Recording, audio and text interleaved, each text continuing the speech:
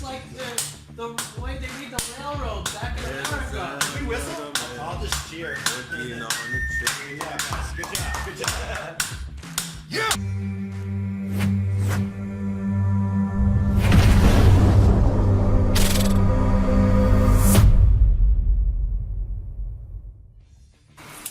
Welcome to Ofra in the Forge, Judean Roundtable.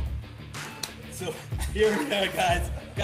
We are in a really an amazing place right now. We are in a forge. Why are we in a forge in Ofra? Well, Ofra is a very, very, really interesting place.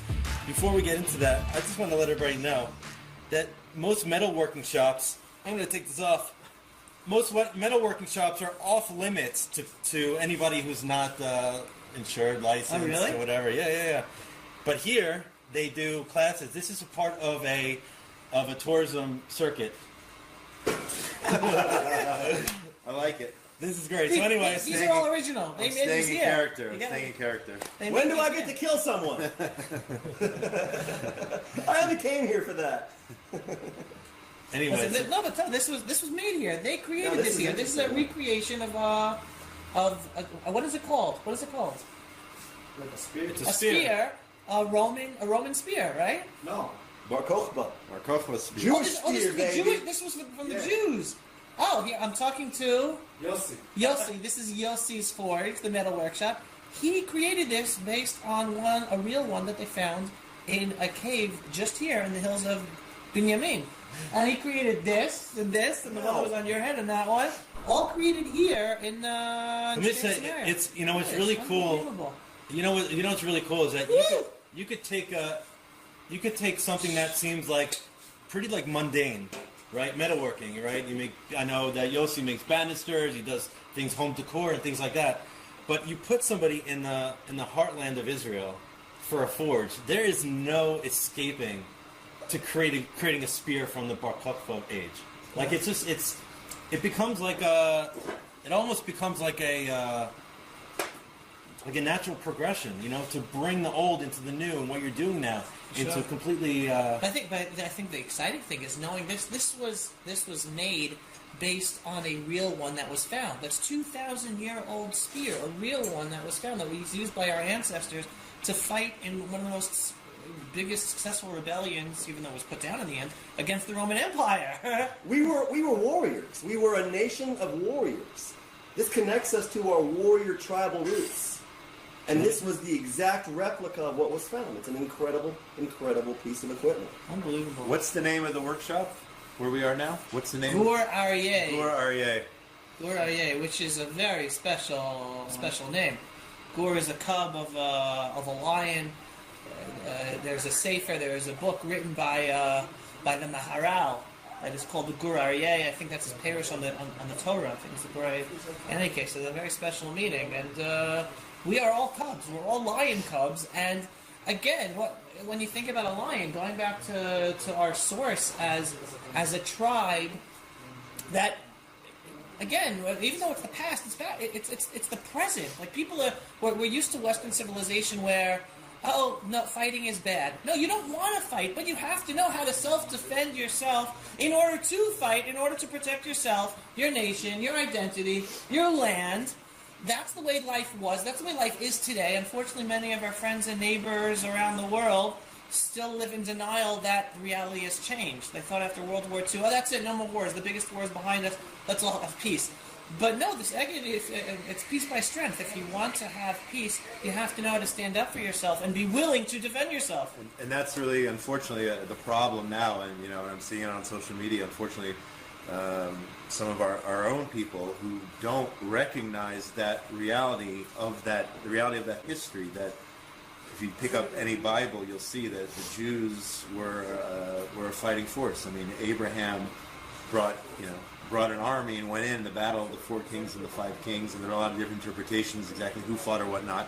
But if it's Abraham, if it's Moshe Rabbeinu, Moses, Joshua, I mean, the Jews had to stick up for themselves.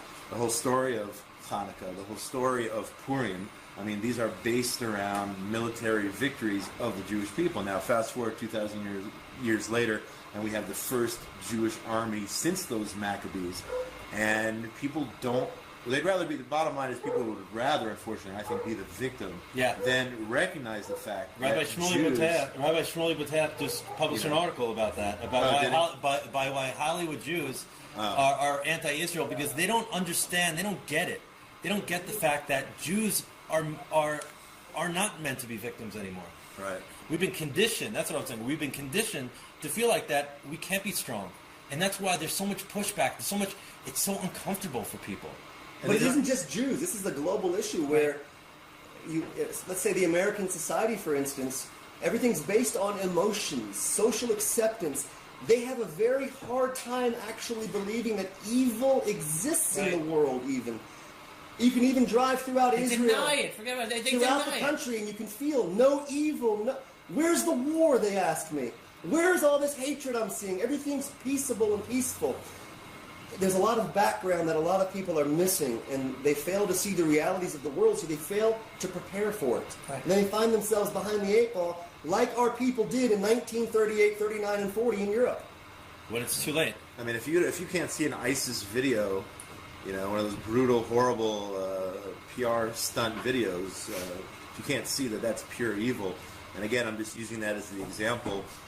You can get into the whole problem of basically, Hamas is ISIS without the fireworks and the propaganda and the same PR team that sends out these types of videos. But if you're not willing to recognize that it does exist, and there is a black and white between good and evil in this world, and I think that's been skewed. There's so much gray out there, and I'm not saying there aren't gray areas in certain situations, but to deny the fact that evil exists, that it has to be dealt with head on. I mean, you're just... right, but take it deeper. Yeah, good has become evil. And that's true and as evil well. has become good. Right. Tipsy-topsy. You go to a campus, a university campus nowadays in the States, you unfurl an Israeli flag, you're evil. Yeah. You unfurl a Hamas flag, a Hezbollah flag, even ISIS explain flag. to them what it is. And they welcome you with open arms. Yeah, you're part of that. Everything is upside down right now. Resistance. Which is why we need spears and helmets. Right. That's like the original Tavor right there. Right. Listen, you were talking about how in today's Western mentality, feelings are that's the language. That's society. It's based on feelings. And I was just listening to a Dennis Prager fireside chat. I think one of the latest ones, and he dealt with this specific issue because that is where society is coming apart. Life is not about feelings. Life is about actions. And he gave a very simple example. He was talking about when his son was in a playground in Los Angeles, years ago, and his 2-year-old son was then beaten up by a 6-year-old, right, in the playground. And the mother of the 6-year-old ran over to her son, who beat up his son, and went, "Something must be bothering you." He goes, "I would have slapped him." His actions are what should be driving our That's so funny. our I was actions, sitting... not the feelings. Talk about if the feelings are important. Talk about the feelings afterwards. Do not deny and ignore the actions. But in society today, everyone's worried about feelings. But life is about actions. And Judaism, if anything, Judaism brings to the world, it's about actions. Like, we're not about feelings. Like, everyone goes, "Oh, I don't want to do that mitzvah. I don't want to do that commandment because that commandment represents this value, and I see people doing it, and it doesn't really come out. I believe in the value. I'll do it as I feel." Judaism is But we're about That's actions. Judaism 101. One of the things I was taught, basic Jewish concepts, my course at Yeshiva University with the great Rabbi Blum, stressed it. He put it into a book, his whole course into this book. Basic Jewish concepts. Judaism is about deeds. It's not about your feelings and about this and that, and you can reject things and not accept things, but that's not what God's looking for. He's looking for tachlis, as they say. He's looking for action, and that is the foundation of our entire religion. But internal action, deeds. let's make it because under Islam they also say it's also about action, but external action. What am I going to do to go outside of my space and to push my own mentality? We deserve a whiskey right here. I want to get back to where we're actually sitting, though. I think there's a cool lesson where we are right now. This is an amazing metal workshop. Absolutely, it's art. I see art everywhere on the walls. Totally. But what's really You're cool... holding it. Oh, yeah, just I'm going to wear it again. What I think is amazing is that what you see around us is raw material. It's raw metal. That metal can be turned into anything this artist chooses. He can turn it into a weapon of war. He can turn it into a shield to defend. Or he can turn it in, like he's doing right now, to a light fixture to bring light into the world. so to us we have a responsibility to take what is raw material amongst us. Look at this. Look what he's Look giving at us. As he's showing us right now, he's turned the metal into roses. Whereas we have a battle helmet here, we have roses here. We have the choice to make as Jews how we mold ourselves to be in the future and on a daily basis. This reminds me of Just the like guy, metal. the guy in Sterod who takes so the cool. Rockets. That's the beautiful, pieces of yes, the rockets, beautiful. the Qassam rockets, and turns them into roses. I mean, this is probably what those.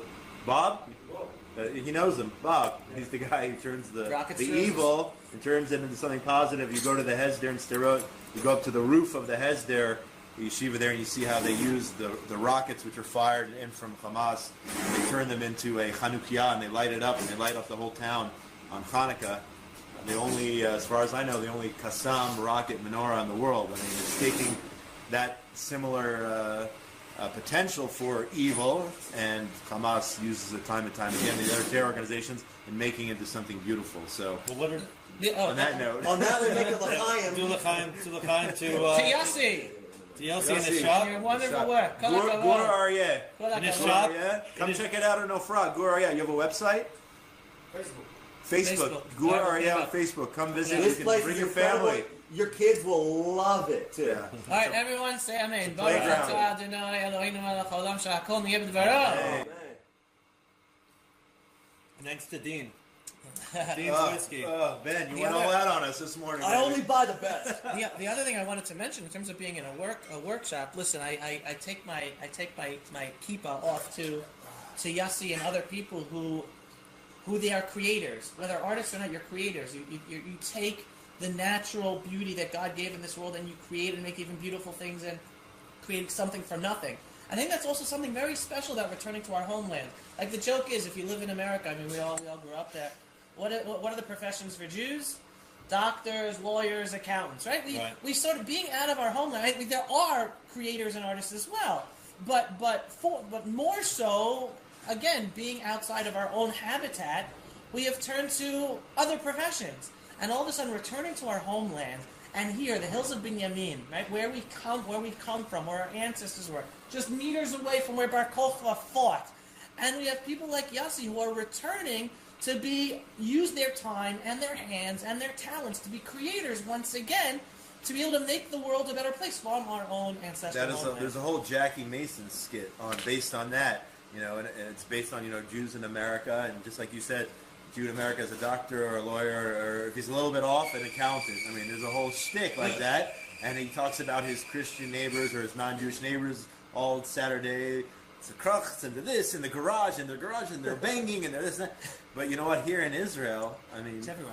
It's everywhere because the Jews here in the state of Israel, we need somebody to do what Yossi's doing. We need plumbers, and we need electricians, and we need everybody from all the different professions. It's not that We're returning, typical. guys. We're returning to our roots. It's that simple. Right, and Yeah, believe it or not, it used to be a joke. If you want to be a millionaire in Israel, then come with a lot of If you want to be a millionaire in Israel, be a plumber, be an electrician. You have so much work. For sure. You know what? I have to say, when I first came to Israel, I opened up a woodworking shop. Okay. I don't know if you guys know this about me. No, we don't. So just like you're revealing last week with that you were a social worker. Yes. Right? So I was a professionally trained furniture maker. I'll give you an example. I worked for a workshop that I made a set of 10 chairs that sold for $66,000 Holy cow. in a shop in East Orange, New Jersey. Okay. Nice. And I figured I'd come to Israel, and I opened up a workshop. I opened up a workshop in Bat Ain, overlooking the beautiful hills of Judea. Look, you could see the sea from there. The most romantic thing. In the morning, I learn yeshiva. In the afternoon, I work, and I build my own thing. I do my art. And I completely failed. I completely failed running a business and building something of beauty and creating a brand and everything like that. So the fact of the matter is that we come into this space of Yossi's workshop, and it's not only about, there's some people plumbing and doing all these different things. It is hard work. It is really hard work. And it's when you're dealing with art as well, it's always one of the last things that people are going to purchase. But when you're dealing with an artist, that's when their really creativity there comes out in the world, which is why I specifically wanted to come here. I specifically wanted to come here to the Forge because I knew that Yossi brings in people to share the beauty, to bring in. Where's the spear? The spear of the Bar Kokhba spear, the depth. That when you come to Judea and Samaria, you could go to Shiloh, you could go to Sukkot Winery, you could go to Har Bracha, and all these places with historical Tanakh significance. But when you come to the Forge, you're actually working and building in connection to our history, which is why really this is not just a forge, not just a metalworking shop. He's not just an artist. He's it's like being in a time machine where you have one foot in the past, one foot in the future. And so when people are walking away with whatever experience they have, whatever they bring with them, they're bringing with them a piece of our history, of our thing. So I really have such a really high respect, not only of all business owners in Judea and Samaria, because as you know, that's what I do. I promote business in Judea and Samaria, but those who are involved in the arts, the artisans, the shaping things with their hands. So hands off, hats off to Yosi. Hands up for Yossi. To Yosi. Because he's a real pioneer right now, the modern day pioneer of Israel. We used to look at the old kibbutz, the old kibbutznikim. They used to go and they used to drain the swamps and build. Today we still have pioneers today, and this is. What's also really cool is like the juxtaposition between this and high tech. Yeah. Like the whole high tech world here, we are known as the high tech country. And then you come into a raw, old-time metal workshop with an anvil, and all you want to do, like you said, is just like create a sword or create something incredible. It brings out your passion and your artist within you. This place is just phenomenal. And to get, I guess, political or to talk about, the current reality, if you were to stand on a hilltop right outside Yossi's shop and you would look 15 kilometers to the west, you would see that startup nation in the lowlands below. Mm-hmm. And my point is that if Yossi's not up here doing what he's doing and building and making these beautiful products or whatnot, then you don't have that high-tech startup nation, which is literally just 15 to 20 kilometers in the valley below where we are right now. And that's the beauty of the unity of Israel. We are 12 tribes working together with one common base of unity, which is Israel. We all have our different jobs. And that's what we're building. We hope. That's the ideal. One by one. Listen. Let's not forget that only less than a kilometer and a half away is Amona. As you know, 2 years ago, you and Ari came up to Amona. It was raining. It was freezing, and you're trying to create some sort of. You're trying to give them chizuk. You're trying to strengthen them in their resolve. Right. And for those not familiar, Amona was a community that was unfortunately taken down because the left succeeded in abusing the judicial system to destroy that community. It's since rebuilt, but it's right here, and please God, one day we're going to rebuild Amona. They're going to be back there, and there'll be a huge community one day, and you'll be able to visit. But I don't believe it's the left that's doing it. Sorry. No, it's the right that's doing it. It's all of us. We're the Jewish nation. We all call Yisrael Arevim Zelazeh. It's unity. God chose to build His most holy place on earth, the Holy of Holies, out of one pure block of gold, forged out of one pure block of gold, with two baby-faced angels representing what? Unity. What was destroyed because of a lack of unity? God's resting place on earth, our temple. So too, communities all around us will continue to be taken down and destroyed because we ourselves are not doing what we should be doing. What should we be doing? We have to embrace each other in unity, and we have to fight injustice at every corner. That's a great slogan. They should make a banner of that, and people go wave their flag, but it's not going to do anything. That the political aspect is not going to save us. 100%, and I believe one of the most important aspects of what we are doing here as the Judean Roundtable, with our voices coming together, as well as what each of us are doing and that answers his question right there, his statement. Right, coming individually, exactly. No, is raising the awareness, necessary. So we're reaching one Jew at a time. I mean, yesterday I got into a whole firestorm on Twitter because of something I said. But there was one person there, and I'm not going to get into the whole discussion. There was one person there who was trying to insist that the whole Zionist, she called it a project, was doomed because of Israel's presence in Judea and Samaria. And she actually said that Israel is destroying itself from within, and within 50 years, Israel will no longer exist because of our presence in Judea and Samaria. But the question I have really is, you're talking about Jewish unity. How do you, where do you draw the line? At what point you're trying to explain things to people, you're trying to share the realities, and there are people who reject it, and you want to embrace your fellow Jew. How do you tiptoe around those who, reject everything you have to say, who don't want to be a part of the Zionist dream, who don't value Israel, when they're voting, let's say, in the U.S. elections, and don't, not a top 5 issue on their agenda, yet somehow they think it's okay to criticize Israel because they're being hypocrites, even though they don't value it when they go to the ballot box. You want to create unity, but how do you do so without getting those facts out and not sticking it to somebody to a point where they interpret it as hate, Because even it's if they're never trying to bring worked. them in? That has not worked up until now. What has it? Teaching those who hate Israel a history lesson. You can't help They those don't who won't care. help But they're themselves. Jews, though. But No, that's but fine. But they're they, Jews. they are cutting themselves out But that's Right. okay. of, Look, of the Right. Jewish people. I'm asking practically how tell you to how. do it. We have How freedom to of do it choice. without. Yeah, go ahead. We have freedom of choice. Yeah. We talk about God here. Yeah. Talk about religion, what God wants from us. We always, no matter what, have freedom of choice. We can choose to go left or right. Choose to eat kosher, non-kosher. Choose to keep Shabbat, not. Choose to speak Lashon Hara about somebody else, baseless hatred, or not. So too, Jews throughout the world can make a decision and a choice based on all of the facts surrounding them. Right. If they continue to choose that Israel is a oppressive, warmongering state, and they don't want a part of it, that is their choice. We're not a warmongering state. we don't have to embrace their lies. We simply don't have to give them a platform anymore to shout to the world. I want to from. focus on the positive. Yeah, all right? okay. I am so bullish about the future of the Hell Jewish yeah. people and the state of Israel. Okay? Me too. I'm so bullish. But let me tell you why. Because we're seeing it. All right? On the same token, I am extremely pessimistic about the future of Judaism, of the Jewish people, in the exile. And I'm Right. not calling it the diaspora. I call it the exile. We were exiled out of our homeland. Living outside of Israel, you're living in the exile. You don't want to accept that? That's a different issue. Okay? But I'm extremely pessimistic about the future of the Jewish people outside of Israel. Why am I bullish about the future of the Jewish people and the state of Israel? Because a true unity is happening right around us as we speak. You look at, I'm not talking about a political unity. There's never going to be a political alignment of everyone agreeing on the right political plan. Things are going to happen. God has a plan. We have to make it happen.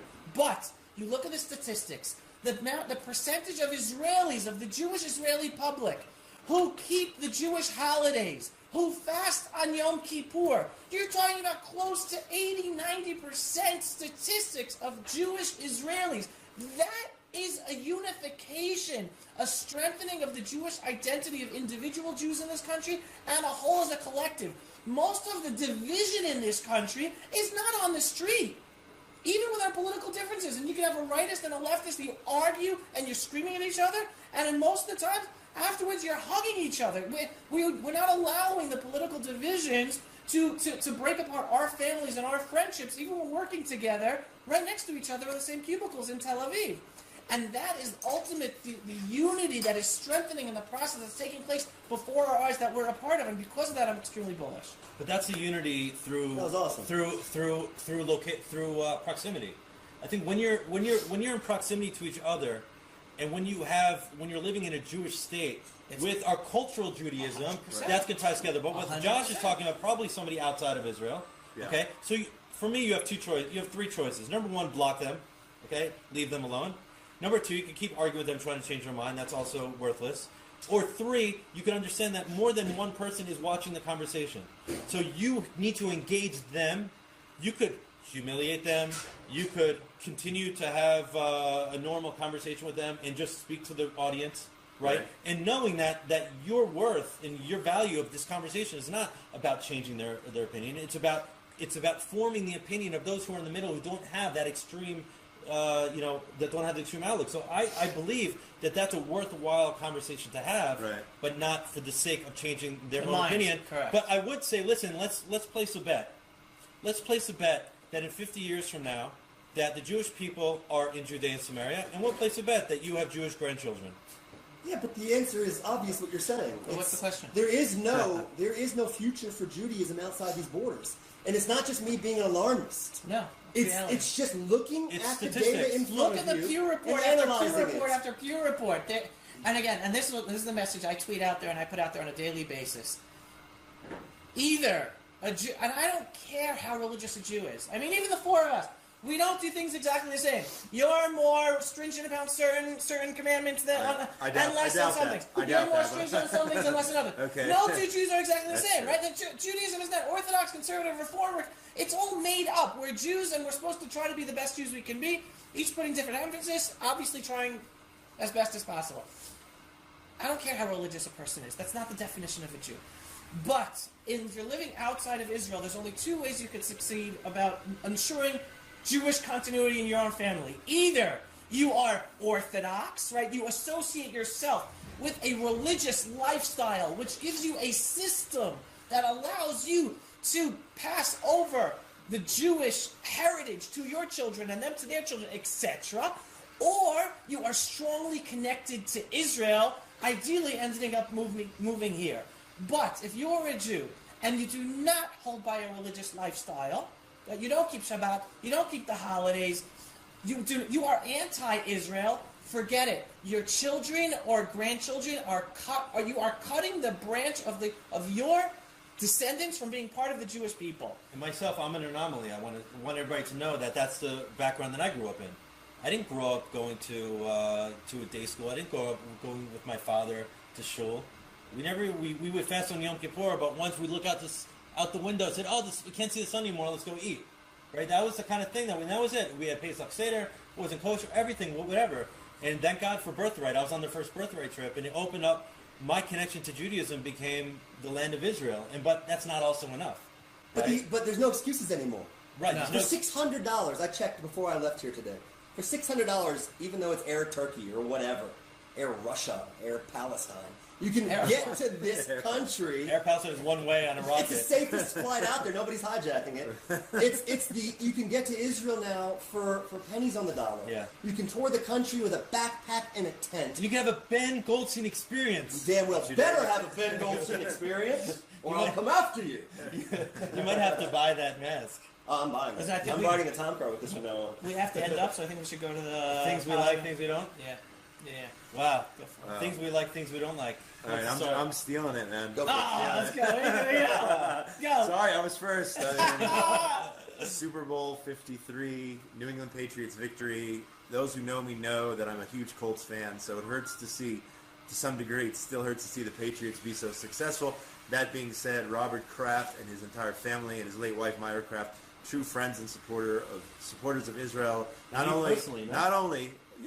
wouldn't say they're my friends, but friends of friends. Okay. So not only do they have amazing, not only do they have business interests in Israel, they give so much back in terms of philanthropy. So it's good to see such a pro-Israel and proud Jew who speaks Hebrew, who identifies with the Jewish people, who gives back to Israel on a daily basis, being so successful, even if it's in the world of NFL, because his success there just spirals into his successes and his other work and his philanthropy. So congratulations to Robert Kraft, the Kraft family, and the New England Patriots. As hard as that is for me to say, being a big, proud Indianapolis Colts fan, that's the positive. The negative is perhaps, I guess it's negative. Avi kind of turned it into a positive, and Ben and you guys, and also in terms of the Twitter battles, and it's not easy. It's difficult to see such hatred from fellow Jews who put down the land of Israel, who are trying to convince me that I can be a great and proud Jew. I don't need Israel. I don't need to support Israel. I don't need to care about Israel.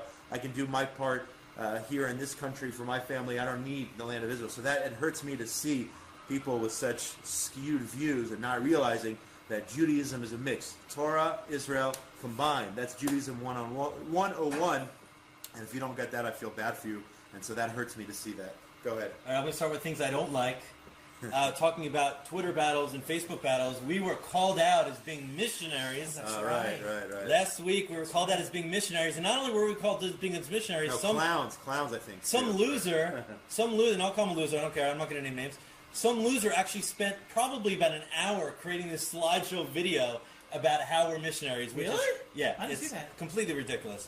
Anyway, things that I do like, which is actually funny, which ties into the accusation of us being missionaries, is that I sat in a meeting with a Christian pastor and his wife yesterday, looking to connect the Christian community further to Judea and Samaria in order to be a fighter for sovereignty for the Jewish people in Judea and Samaria. So, although we obviously are not involved in missionary work, we do see a tremendous value in our Christian brothers and sisters that we could find a project, the Zionist project, to work on together. Absolutely. And so if you're, oh, by the way, I also put something on Twitter. I'm sitting in the meeting yesterday, and they're like, I wonder how many people are connected with, Christians are connected with Judean Samaria and want sovereignty. So without them knowing, I tweeted something out asking people what they thought, and please comment yes if you're Christian and you support sovereignty. And I got over 200 responses. Amazing. Just like that. And I don't have a Christian audience. That's not my focus. But so there is a huge Christian support system for Judean Samaria. Unfortunately, they completely trump any support we're getting from the Jewish community. We see AIPAC and all these different organizations. So thank God for the Christian community support for the Jewish people in Israel and Judean Samaria. He who blesses shall be blessed. It's Amen. written right there in the book. Amen. Doesn't mean that makes us into a Christian. It simply means that we understand the value of having friends in this world, in a world that has been our prosecutor for so many years, including the Christians themselves. The church has been a horrible prosecutor of the Jewish nation. But we're in a time right now where we've reached an apex where Jews can be Jews, Christians can be Christians, and we can also work with Israel as a unifying base to join hands and create a better future for the world, each within our own boundaries. Dude, you're out of line. It's his turn. Go. I'm not saying what I hate or don't like. I'm just talking, man. I'm so sick of people calling me a missionary. Put this helmet on, I'm going to bash you with it. I don't mess around. Are you going to go into your like and don't like? You want to go after me? No, go please. I'll shut up now.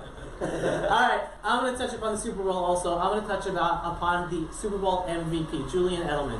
Julian Edelman, he as a person is an inspiration. We all should be inspired by him, and I want to touch upon the Jewish inspiration that comes from him. He was born to a Jewish father and a non-Jewish mother. Alright, so that means, like, according to Jewish law, he actually is not Jewish. But his soul, folks, his soul and how he lives his life, he is more Jewish and more proud of his Jewish heritage, even though it's only through his father, than many Jews today. And that is the inspiration people should be looking at. After Pittsburgh, he helped raise money, the Pittsburgh massacre of the Jews in the synagogue, he helped raise money for that community, for the Pittsburgh synagogue. He visited Israel. He is a proud Jew, even though he is not really a Jew according to Jewish law. But he feels that depth of the identity to be proud of it and be public about that. Mm-hmm. And then to be inspired about his personal story. He was a tiny guy. He was looked over. He was a quarterback. He was the end of the draft. And he turns out to be this unbelievable superstar, which should be a personal inspiration for each and every one of us. Don't let life dictate to you who you are and how you succeed. It is all up to you and how much effort you put into succeeding. Be inspired by Julian Edelman. And I want to jump to what I don't like about this week, and I'm going to go back also to the Twitter and Facebook wars that I'm a part of, and I was piggyback Josh's. So here's what bothers me, because I get all these attacks from people, and I call them in Jew in name only, unfortunately, because they're bashing Israel, and they don't want anything to do with Israel and their Jewish identity, and Israel has nothing to do with their Jewish identity, and religion really doesn't. They define themselves as Jews because of their progressive value system. All right, here's what they're missing. Israel is the most inspiring story of humanity today. And if they were actually true to some of the values they profess are so important to them, human rights, equal opportunity, Israel is a shining star for those values. But instead of connecting with their Jewish identity, instead of looking for the truths to learn about and internalize and believe and tell others, they are pathetic in believing lies and then bash their own people, their own homelands, their own identity. And that is what saddens me. But if each and every one of you can hone in on Israel as the most inspiring story. We were exiled for 2,000 years. We come back to our homeland. We're an indigenous people. We give freedom and equality to all who live within our borders, even though this is the Jewish country meant to protect Jews in the world. But we want everyone who lives peacefully with us to live in peace. And look at what we've developed. this is an inspiration. Israel is an inspiration. Be inspired by Israel. Excellent. Goldstein. I am inspired by Israel. Wow. There, that's the positive. Now we're about the negative. Oh no, with the positive. Thanks. You're my lawyer. Positive is 50. He's not a man of a lot of words. This Ben Goldstein guy. After 1,000 years of solitude, living amongst their strangers in a strange land, but still keeping the Torah in its core, 50 Ethiopian Jews returned to the land of Israel this week. And these are people who had no connection to the land of Israel, had no connection to the people of Israel, were completely cut off from their brothers and sisters, a different color of their skin. Yet Israel not only welcomes them with open arms, they fly them in.